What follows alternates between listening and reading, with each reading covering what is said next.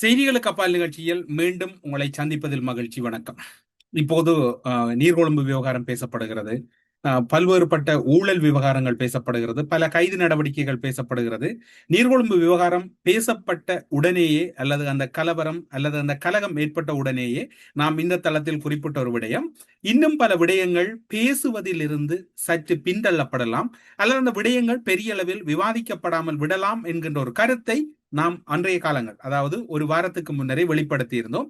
அதன் அடிப்படையில் தான் இப்போது நீர்கொழும்பு விவகாரம் அதிக அளவில் பேசப்படுகிறது. எதிர்கட்சிகளின் கேள்வி கணைகளுக்குள் நீர்கொழும்பு விவகாரம் விடப்பட்டிருக்கின்றது. ஆனால் உயிர்த்த ஞாயிறு தாக்குதல் என்கின்ற ஒரு விடயம் எல்லோராலும் மறக்கப்பட்டதா அல்லது நீர்கொழும்பு விடயத்தின் பின்னர் திட்டமிட்ட வகையில் மறைக்கப்பட்டதா என்கின்ற கேள்விதான் பலரிடமும் எழுந்திருக்கின்றது. இது சாமானியனின் குரலாகத்தான் இந்த கேள்வி இந்த இடத்திலே முன்வைக்கப்படுகிறது. எஃப்சிஐடி, அதாவது நிதி குற்றவியல் புலனாய்வு பிரிவினுடைய விசாரணைகளும் தீவிரம் பெறுகிறது. அதில் பல தமிழ் அரசியல், தமிழ் அரச அதிகாரிகளும் சிக்கிக் கொண்டிருக்கின்றார்கள். பலருடைய விவரங்கள் வடக்கு கிழக்கிலும் திரட்டப்பட்டிருக்கின்றன, வடக்கு கிழக்குக்கு வெளியிலும் திரட்டப்பட்டிருக்கின்றன. அவை தொடர்பான வழக்குகளை நோக்கியும் நகர்ந்து கொண்டிருக்கின்றன. நேற்று எல்லோரும் எதிர்பார்த்திராத ஒரு விடயம் இடம்பெற்றிருந்தது. நாம் எதிர்பார்த்த விடயம், தென்னிலங்கையிலேயே தமிழ் பேசும் கட்சிகளினுடைய கூட்டிணைவு இடம்பெற்றிருந்தது. அந்த கட்சிகளுடைய கூட்டிணைவு அல்லது அந்த கட்சிகளுடைய முதல் கூட்டத்திலே உயிர்த்த ஞாயிறு தாக்குதல் தொடர்பான விசாரணைகள் விசேட விதமாக விரைவாக முடிக்கப்பட வேண்டும், அதில் தொடர்பான குற்றவாளிகள் எந்த ஒரு பாரபட்சமுமின்றி தண்டிக்கப்பட வேண்டும், அதற்கும் எங்களுடைய இந்த புதிய தமிழ் பேசும் கூட்டணி அல்லது தமிழ் பேசும் கட்சிகளினுடைய முன்னணி நாங்கள் ஆதரவு வழங்குவோம், அதனையும் இந்த அரசாங்கம் கூர்ந்து கவனிக்க வேண்டும் என்கின்ற விடயம் அங்கு உச்சரிக்க தவறவிடப்பட்டிருந்தது. ஒருவேளையில் அதிலும் கூட சந்தேகம் எழுகிறது. ஏனென்று சொன்னால், தொடர்ச்சியாக பார்த்தால் அந்த கூட்டணியில் இருக்கக்கூடிய அல்லது அதில் முகம் காட்டக்கூடிய யாருமோ இப்போது வரைக்கும் உயிர்த்த ஞாயிறு தாக்குதல் தொடர்பான விசாரணைக்கான வெளிப்படையான குரல்களை ஊடகங்களிலோ அல்லது நாடாளுமன்றத்துக்குள்ளோ தெரிவிப்பதில்லை. அதில் இருக்கக்கூடிய அகில இலங்கை மக்கள் காங்கிரசினுடைய தலைவர் ரிஷாட் பதியுதீன் மட்டும் ஆங்காங்கே தான் அநீதியான முறையில் தண்டிக்கப்பட்டேன், இந்த அநீதிகளுக்கெல்லாம் என்னை தண்டித்தவர்கள் கடவுளின் முன்னிலையில் அல்லது அல்லாவின் முன்னிலையில் அவர்கள் தண்டனை பெற வேண்டும் என்று நாடாளுமன்றத்துக்குள்ளும் வெளியிலும் சந்தர்ப்பம் கிடைக்கின்ற போதெல்லாம் கதைத்துக் கொண்டிருக்கிறார். அதை தாண்டி இந்த கட்சியில் இருக்கக்கூடிய ஏனைய எந்த ஒரு முகங்களும் எந்த ஒரு பேச்சுக்களையும் எடுத்துக்கொள்வதாக இல்லை. அப்படியாயின் சந்தேகம் வலுக்கிறது. ரிஷாட் பதியுதீன் தவிர ஏனையவர்கள் யாரும் கதைக்கவில்லையாயின் அதனுடைய அவர்களுடைய அரசியல் நிலைப்பாடு என்ன என்பது தொடர்பிலான கேள்விகளும் பலரிடம் எழுந்திருக்கிறது. அவர்கள் நேற்று ஒன்றிணைந்தது எல்லோரும் விமர்சித்தாலும் கூட அரசியல் ரீதியாக வரவேற்கத்தக்க விடயம்.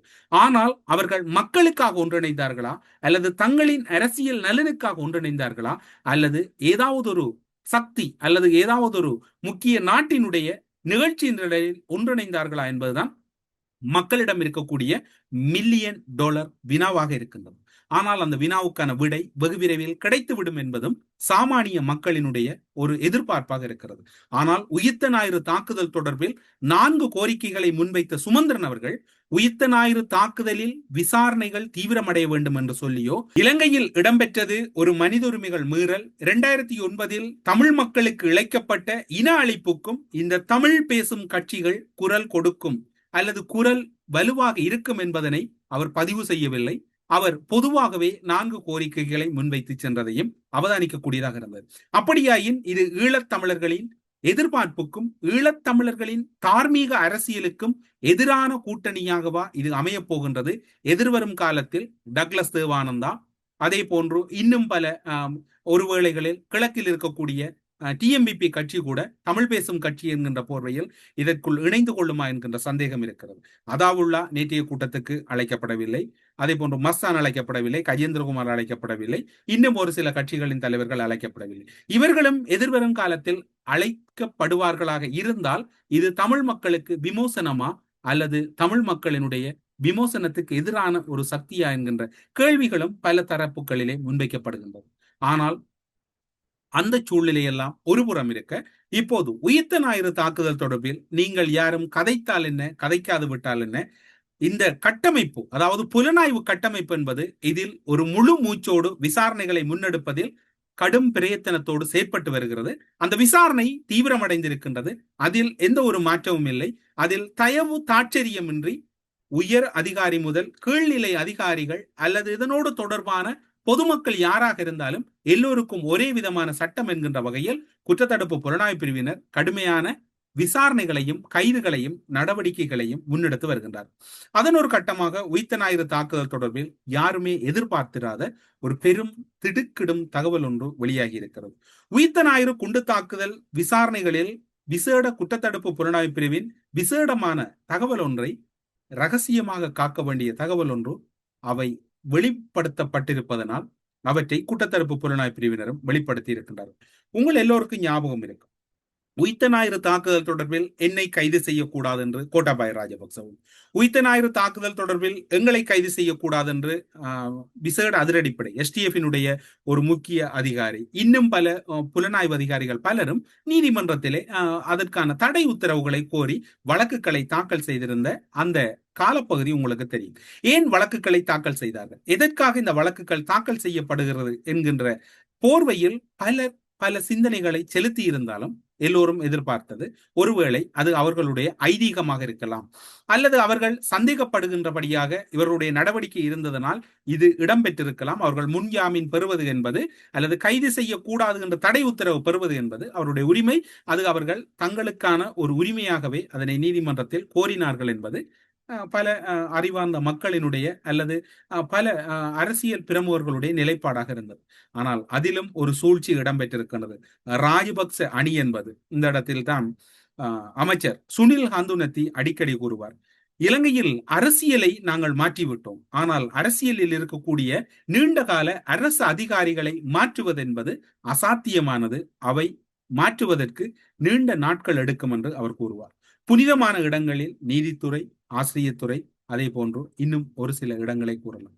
ஒரு நாட்டினுடைய கட்டமைப்பையும் அந்த மக்களினுடைய எதிர்காலம் சட்டம் ஒழுங்குகளையும் மிகவும் உன்னிப்பாக அவதானிப்பதில், மக்களை நடுநிலையாக நின்று பார்ப்பதில் நீதித்துறைக்கு அதிக பங்கு இருக்கின்றது. நீதிமன்றத்துக்கு உட்பகுதியிலே மிகவும் ரகசியமான முறையில் நீதிபதியின் விசேட இருக்கையில் இடம்பெற்ற முக்கியமான தகவல்களை சுரேஷ் யால தரப்புக்கு வழங்கப்பட்டதாக அதிர்ச்சிகரமான ஒரு தகவல் தென்னிலங்கையை இப்போது ஆட்டி படைத்திருக்கின்றது. அத்தோடு இராணுவ புலனாய்வு பிரிவை சேர்ந்த மற்றும் அதனுடைய தொடர்புடைய மேலும் 7 ரகசிய வாக்குமூலங்கள் சிஐடியினர் வழங்கியிருந்தனர். உயிர்த்த ஞாயிறு தாக்குதல் சம்பவத்துக்கு சுரேஷ் யாலே நேரடியாக தொடர்புடையவர்கள் என்று அவர்கள் தெளிவாக கூறியிருந்தார்கள் 7 இராணுவ அதிகாரிகள்.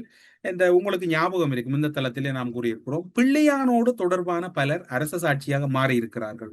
ஆனால் சில விடயங்களை வெளிப்படையாக கூற முடியாது. பலரை சிலர் சந்தித்திருக்கின்றார்கள். சிலர் பலரோடு சென்று அந்த விசாரணை அதிகாரிகளையும் சந்தித்து தமக்கு தெரிந்த அனைத்து விடயங்களையும் கூறுகிறோம் என்றெல்லாம் கூறியிருக்கிறார்கள்.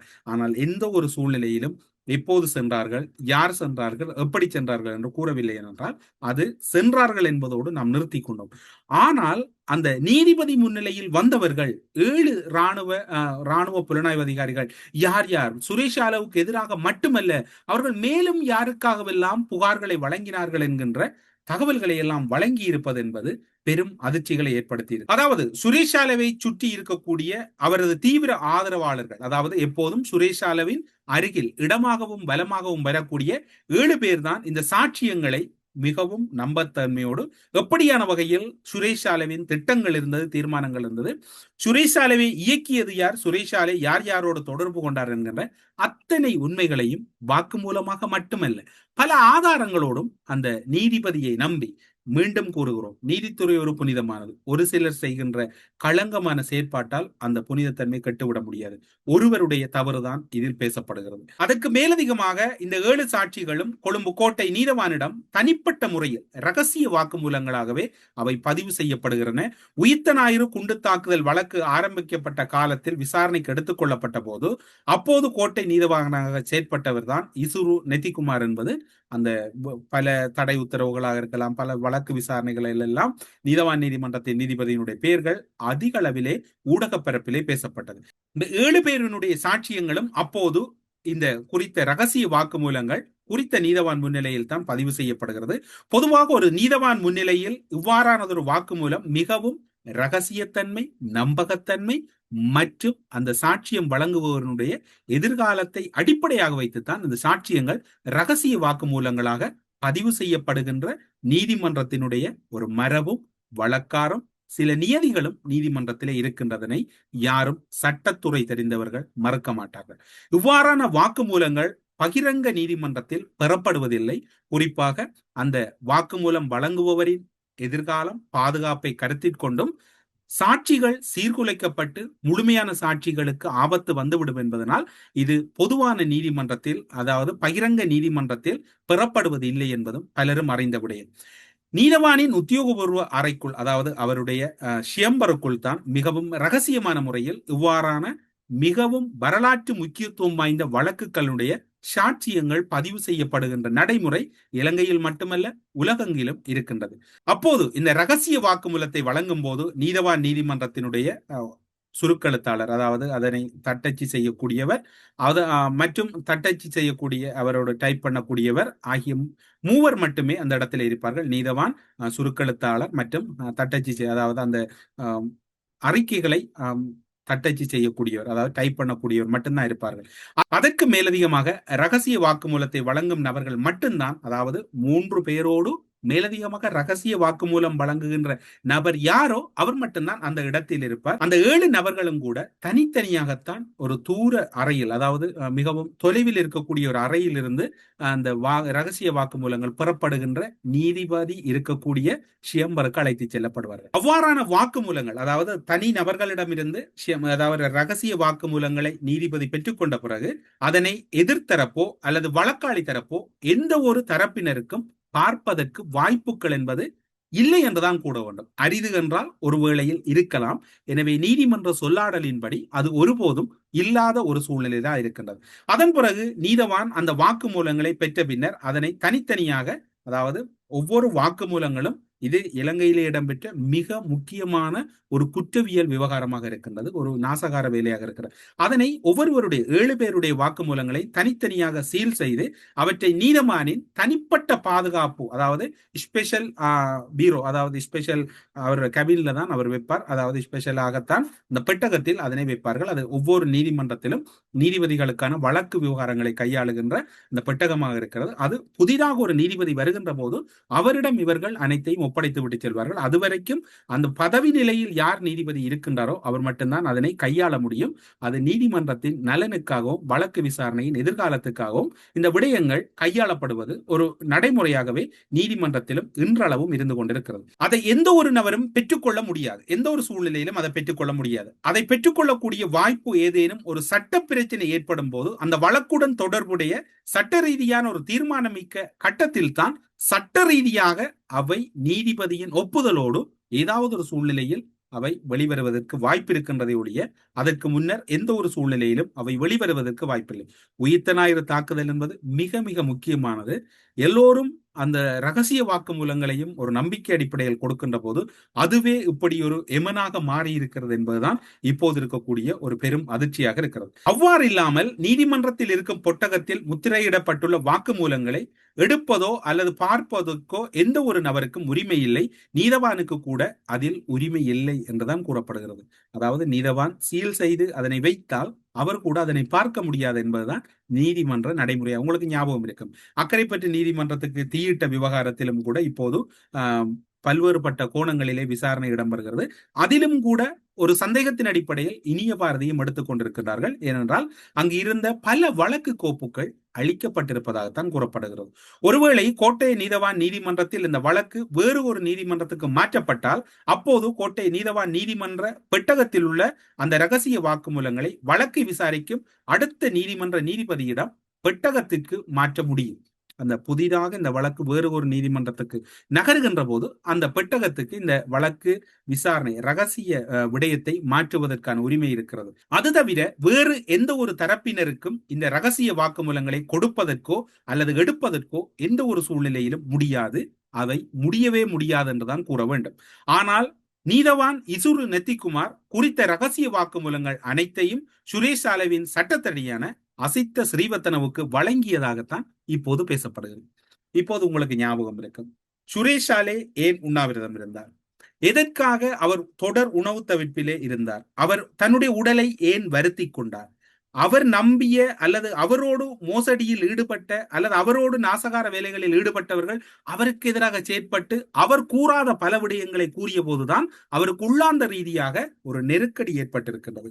அது மட்டுமல்லாது கோட்டாபாய ராஜபக்சவுக்கும் பதட்டம் ஏற்பட்டது. அது மட்டுமில்லாது பல இராணுவ அதிகாரிகள் நடுங்க தொடங்கியதும் இந்த ஏழ்வரினுடைய ரகசிய வாக்குமூலங்களை நீதிபதி இசுரு நத்திகுமார் அவர்கள் வெளிப்படுத்தியதனால் தான் இந்த சம்பவம் இடம்பெற்றதாகத்தான் இப்போது ரகசிய போலீசாருக்கு ஒரு தகவல் கிடைக்கப்பட்டிருக்கின்றது. இவ்வாறான ஒரு சூழ்நிலையில் உயிர்த்த ஞாயிறு குண்டு தாக்குதல் வழக்குகளை கூட தற்போது பாரதூரமான ஒரு பிரச்சனை எழுந்திருக்கின்றது அல்லது பாரதூரமான ஒரு விவகாரமாக இந்த விடயம் மாற்றப்பட்டிருக்கின்றது என்றால் ராஜபக்சக்களின் இன்றைய ஊடுருவல் என்பது எவ்வளவு தூரம் வரை சென்றிருக்கின்றது.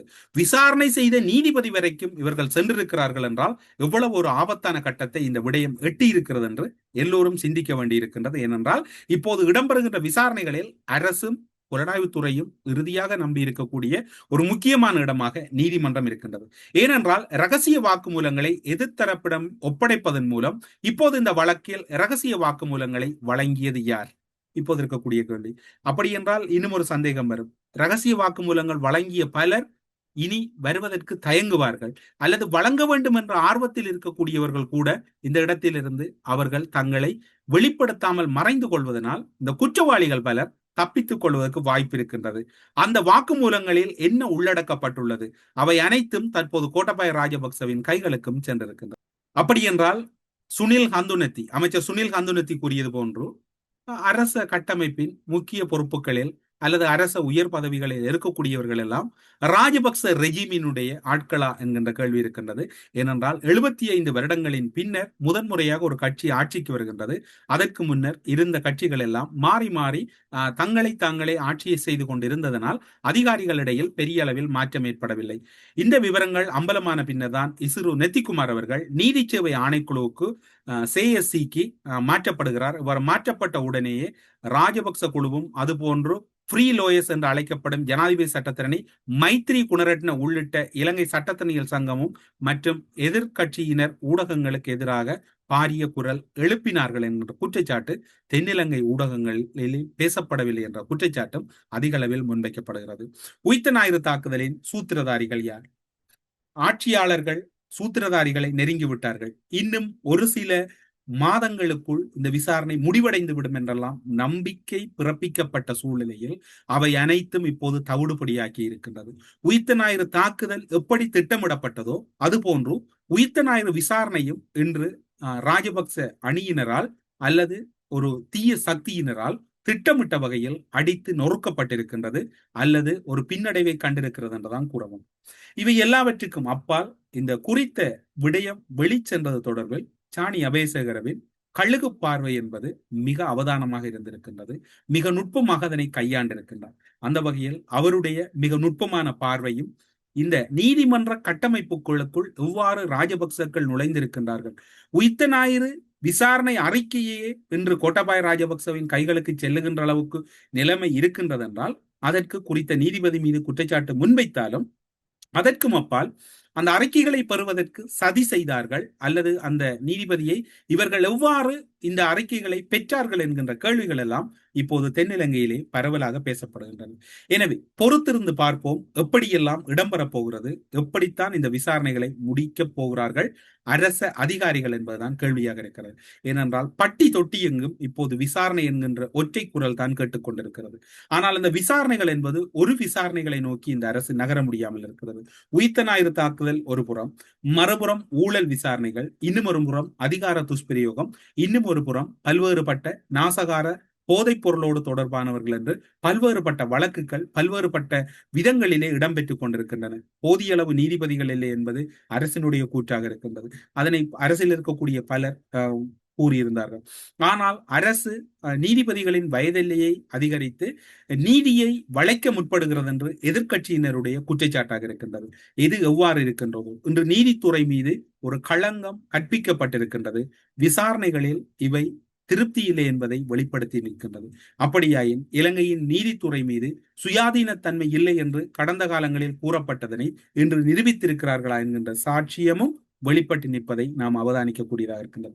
உயிர்த்த ஞாயிறு தாக்குதலில் 7 ரகசிய வாக்குமூலம் பெற்ற நீதிபதி வழங்கியது உண்மையா, அல்லது நீதிபதி வழங்குவதற்கான சூழ்நிலைகள் எவ்வாறு ஏற்படுத்தப்பட்டது, இதன் பின்னணிகள் என்ன என்பது தொடர்பிலும் இப்போது தீவிர விசாரணைகள் இடம்பெற்றுக் கொண்டிருக்கிறது. இன்னும் ஒரு விடயம், சிவனேஸ்வரி சந்திரகாந்தன் அல்லது பிள்ளையான் அவர்கள் உயிர்த்த ஞாயிறு தாக்குதலோடு நேரடியாக தொடர்பட்டார் என்கின்ற வகையில் எந்த ஒரு வழக்குகளும் பதிவு செய்யப்படவில்லை. அவர் மீது ரவீந்திரநாத் கடத்தல், காணாமலாக்குதல் மற்றும் ஐவருடைய படுகொலை தொடர்பான வழக்குகள் தான் இப்போது வரைக்கும் நீதிமன்றத்திலே தாக்கல் செய்யப்பட்டிருக்கின்றன. எதிர்வரும் வாரத்திலே அவர் மீதும் உயிர்த்த ஞாயிறு தாக்குதலோடு தொடர்பான என்கின்ற ஒரு கோணத்திலே வழக்கு தாக்கல் செய்யப்பட உள்ளதாக தென்னிலங்கையில் இருக்கக்கூடிய மிக ரகசியமான தரப்புகளிடமிருந்து தகவல்கள் கிடைக்கப்பட்டிருக்கின்றன. அது உண்மையா அல்லது அது உண்மைக்கு புறம்பானதா என்பதை பொறுத்திருந்துதான் பார்க்க வேண்டும். ஆனால் உயிர்த்த ஞாயிறு தாக்குதலோடு பிள்ளையான் சில விடயங்களை கூறியிருக்கின்றார், அல்லது அதனோடு அவருக்கு தொடர்பு இருக்கின்றது என்பதனை பொதுமக்கள் பாதுகாப்பு அமைச்சர் ஆனந்த விஜயபால் அவர்கள் நாடாளுமன்றத்திலே பலமுறை கூறியிருக்கின்றார். அமைச்சர் பிமல் ரட்நாயக் அவர்களும் நாடாளுமன்றத்தில் கூறியிருக்கின்றார். எனவே இவ்வாறான சூழ்நிலையில் என்ன இடம்பெறும் என்ற கேள்விகள் எம்மிடையே பலத்த விவாதமாக மாறிக்கொண்டிருக்கின்றது. உயிர்த்த ஞாயிறு தாக்குதலின் சாட்சியங்கள் சீர்குலைக்கப்பட்டு விடுமா, அல்லது உயிர்த்த ஞாயிறு தாக்குதலோடு தொடர்பானவர்கள் தப்பி விடுவார்களா, அல்லது இவர்களை கைது செய்வது எல்லாம் அசாத்தியம், இவையெல்லாம் நடைமுறை சாத்தியம் இல்லை. இலங்கையின் நீதித்துறை என்பது சுயாதீனம் இல்லை என்று பலரும் குற்றச்சாட்டுகள் முன்வைப்பது உண்மையா, அல்லது இப்போது இந்த நீதிபதியை இவ்வாறான விதத்திலே இவர்கள் அடையாளப்படுத்தி அந்த இடத்திலிருந்து அகற்றி இருப்பது என்பது நீதித்துறையின் சுயாதீனத்தை மீண்டும் வலியுறுத்தி இருக்கின்றதா என்கின்ற கேள்விகளும் பலரிடம் இருக்கின்றது. எந்த வகையிலும் இலங்கையின் நீதித்துறை என்பது ஒரு சுயாதீனமானது. ஒரு நீதிபதி அல்லது அதனோடு தொடர்பான யாரும் தவறிழைத்தாலும் அவர்கள் மீதும் நாங்கள் நடவடிக்கை எடுப்போம் என்பது கூட அந்த நீதித்துறை மீது இருக்கக்கூடிய நம்பகத்தன்மை எடுத்து காட்டுகின்றது. எனவே நீதித்துறையின் நம்பகத்தன்மை எதிர்காலத்தில் எப்படி இருக்க போகிறது, அல்லது ராஜபக்ச தரப்புகள் எல்லா இடங்களுக்குள்ளும் நுழைய போகிறார்களா, அல்லது இவர்கள் நுழைந்தது உண்மையாக கண்டறியப்பட்டு விட்டனவா, ஒரு நீதித்துறையின் ஒரு நீதவான் நீதிமன்றத்துக்குள் மட்டும்தான் நுழைந்தார்களா, அல்லது எல்லா இடங்களுக்குள்ளும் நுழைந்து விட்டார்களா என்பதுதான் கேள்வியாக இருக்கின்றது. இதில் ஒரு பரிதாபம் என்னவென்று சொன்னால், அரசு எதிர்பார்த்திராத ஒரு சம்பவம் இடம்பெற்று விட்டது. அரசு எதிர்பார்த்தது இவர்கள் இராணுவ புலனாய்வுக்குள் நுழைந்து விடுவார்கள், அல்லது நிதி புலனாய்வு பிரிவுக்குள் நுழைந்து விடுவார்கள், குற்றத்தடுப்பு புலனாய்வு பிரிவின் சிறப்பு அணிக்குள் நுழைந்து விடுவார்கள், போலீசுக்குள் நுழைந்து விடுவார்கள், இராணுவத்துக்குள் நுழைந்து விடுவார்கள் என்று எதிர்பார்த்து அந்த இடங்களில் இருந்த தடைகளை எல்லாம் நீக்கி கொண்டு வருகின்ற போது எதிர்பாராத விதமாக நீதித்துறைக்குள் நுழைந்திருப்பது என்பது யாருமே எதிர்பாராத ஒரு பெரும் ஆபத்தான ஒரு சமிஞ்ஞையாகத்தான் தெரிகிறது. ஆனால் அதனையும் எதிர்கொண்டு இந்த அரசு வெல்லும் என்று எதிர்பார்க்கப்படுகிறது. இந்த உயிர்த்த ஞாயிறு தாக்குதல் விசாரணைகளை சீர்குலைப்பதில் யாராக இருந்தாலும் அவர்கள் சட்டத்தின் முன் நிறுத்த வேண்டும். அதற்கு யார் புத்தகம் விளைவிக்கின்றார்களோ அவர்களை மக்கள் முன் அடையாளப்படுத்த வேண்டும், அல்லது மக்கள் முன் அவர்களை தோலுரித்து காட்ட வேண்டிய பொறுப்பும் இந்த ஆட்சியாளர்களுக்கு இருக்கின்றது. குற்றத்தடுப்பு புலனாய்வு பிரிவினுடைய சிறப்பு அதிகாரிகள் அணியினரால் தான் இந்த குறித்த நீதிபதி அடையாளம் காணப்பட்டிருக்கின்றார். எப்படி என்றால், அந்த தரப்புகள் தொடர்ச்சியாகவே இவர்கள் முன் அனுமதி பெறுவது, அல்லது வழக்குகளில் அங்கு ரகசியமாக பேசப்பட்ட விடயங்களை வெளிப்புறத்திலே வெளிப்படையாக பேசுவதில் முதன்மையானவர் உதயகம்பன் பில, பிமல் வீரவன்ச. இந்த தரப்புகளுக்கெல்லாம் அப்படி தகவல் வந்தது. இது நீதிமன்ற அவமதிப்பு அல்லது கண்டம் ஆஃப் கோர்ட் என்கின்ற அந்த பிரிவின் கீழ் இதில் வழக்கு தாக்கல் செய்ய முடியுமா என்று நீதித்துறை சார்ந்தவர்களுக்கு தான் தெரியும். ஆனால் நீதித்துறை மீது கை வைப்பதற்கு அல்லது நீதித்துறை அசைத்து பார்க்க யாரை முற்பட்டால் அவர்களை அனுமதிக்க முடியாது. ஏனென்று சொன்னால், இப்போது இருக்கக்கூடிய சூழ்நிலையில் இலங்கையில் கொலையாளிகளையும் குற்றவாளிகளையும் நாசகார செயலில் ஈடுபடக்கூடியவர்களையும் முறையாக தீர்ப்பு வழங்கக்கூடிய இடத்தில் நீதித்துறை தான் இருக்கின்றது. அந்த நீதித்துறையை அனைவரும் இணைந்து பாதுகாக்க வேண்டிய பொறுப்பு இருக்கின்றது.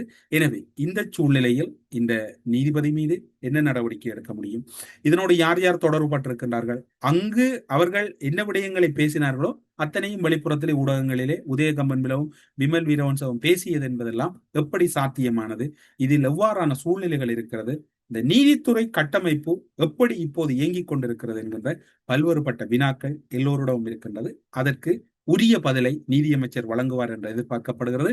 விரைவில் இன்னும் பல நீதிபதிகள் அல்லது நீதித்துறையில் இருக்கக்கூடிய களங்கத்தை ஏற்படுத்தக்கூடியவர்கள் வெளியேற்றப்படுவார்கள் என்கின்ற எதிர்பார்ப்பும் பலரிடம் இருக்கின்றது. ஜோசப் ராஜசிங்கம் வழக்கிலும் ஒரு சட்டத்துக்கு முரணான அல்லது சட்டத்தை வளைத்த சம்பவம் ஒன்று மட்டக்களப்பிலே இடம்பெற்றதாக கூறப்படுகிறது. அது தொடர்பான விசாரணைகளும் இப்போது இடம்பெற்றுக் கொண்டிருக்கின்றது. பிள்ளையான் விடுதலையில் அதனுடைய தாக்கமும் பேசப்பட்டது. இப்போது அவையும் ஒரு நீதி சேவை ஆணைக்குழுவால் விசாரிக்கப்படுவதாக கூறப்படுகிறது. எனவே அவை எந்த கட்டத்தில் இருக்கிறது, அடுத்தது என்ன இடம்பெறும் என்று தெரியாது. எனவே இந்த முக்கியமான தகவல்களோடு செய்திகளுக்கு அப்பால் நிகழ்ச்சியிலிருந்து யாரும் எதிர்பார்த்திராத விடயங்கள் தான் இடம்பெற்றுக் கொண்டிருக்கிறது. நாளை என்ன இடம்பெறும் என்று உங்களுக்கும் தெரியாது, எமக்கும் தெரியாது. நாளைய நாளில் என்ன இடம்பெறுகிறது என்கின்ற செய்தியோடு நாளைய நாள் செய்திகளுக்கு அப்பால் நிகழ்ச்சியில் சந்திக்கலாம் என்று கூறி செய்திகளுக்கு அப்பால் நிகழ்ச்சியிலிருந்து விடைபெற்றுக் கொள்கிறோம். நன்றி, வணக்கம்.